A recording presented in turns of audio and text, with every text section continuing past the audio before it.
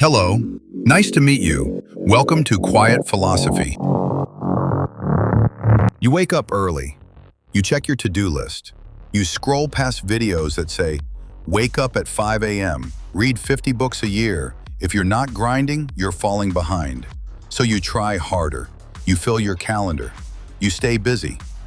But somewhere deep inside, you still feel like you're not doing enough. You feel guilty when you rest. You feel ashamed when you slow down. No matter how much you do, it never feels like it's enough.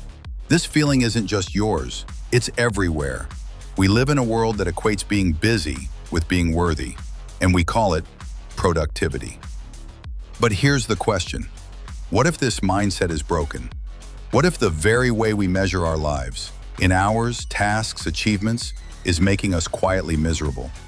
In this video, we're going to explore why modern life makes us feel behind, how philosophy warns us about the dangers of busy culture, and most importantly, how to slow down and live deeply again. In school, you're rewarded for doing more. More homework, more grades, more achievements. At work, it continues. You are praised when your calendar is full. You are valued when you respond fast. When you say, "I'm so busy," people nod in approval, like it's a badge of honor. The message is clear. To be worthy, you must always be doing. So we push ourselves harder, more apps, more hacks, more systems to optimize every moment. But somewhere along the way, life starts to feel mechanical. You're no longer a human being, you're a human doing. Think about it. When was the last time you did something just because it felt beautiful? Not useful, not productive, just beautiful. Maybe you stared at the clouds. Maybe you listened to silence. Maybe you sat alone and thought. In our world, those things feel wrong. They're not efficient, they don't produce anything. But here's the truth. Not everything valuable can be measured, and not everything measurable is truly valuable. Imagine this. You walk into a forest. Trees are not rushing. Birds are not multitasking. Rivers are not scheduling their flow. Nature has rhythm, rest, stillness, silence. But humans, we've built a world where rest feels like a sin. Ancient thinkers noticed this long before smartphones. Marcus Aurelius, the Roman emperor and Stoic philosopher, once wrote, "If you seek tranquility, do less. Or rather, do what's essential." Not do more, not optimize, but essentials only. Heidegger, a 20th century German philosopher, warned us of something darker. He said modern humans no longer live. We merely stand by, ready to be used, like objects in a factory. In his words, we've become inframed, measured by output, judged by function, valued only when we're productive. And yet, no machine can experience love. No algorithm can feel awe. But you can, because you are not a tool. You are not a unit of output. You are not here to be efficient. You are here to be human.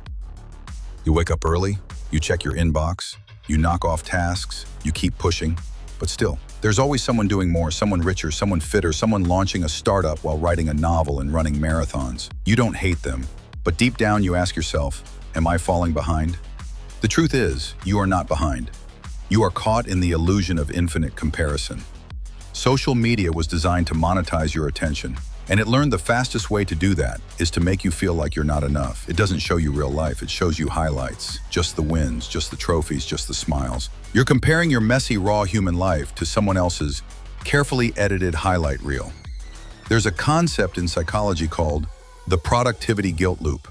It goes like this. You feel pressure to do more, you try hard, you still feel behind, you feel guilty, you push even harder, and the loop repeats silently, endlessly. Viktor Frankl, the psychiatrist and Holocaust survivor, said, "When a person can't find a deep sense of meaning, they distract themselves with pleasure."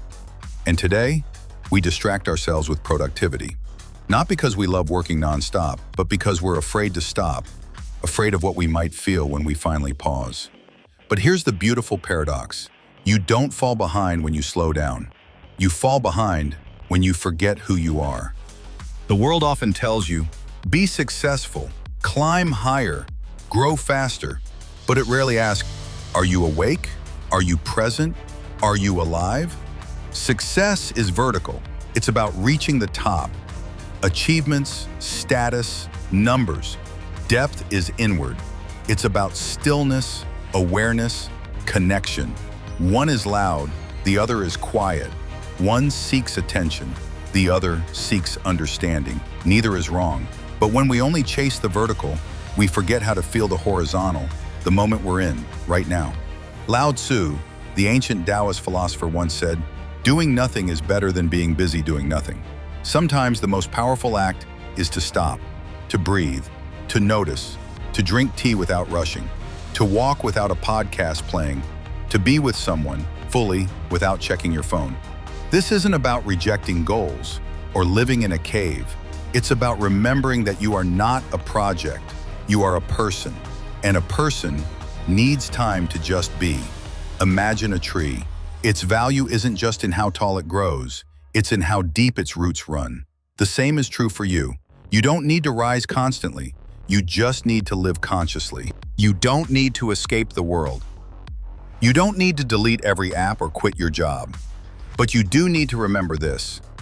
The world will never stop rushing, but you can choose to slow down. Start small. Leave white space in your day.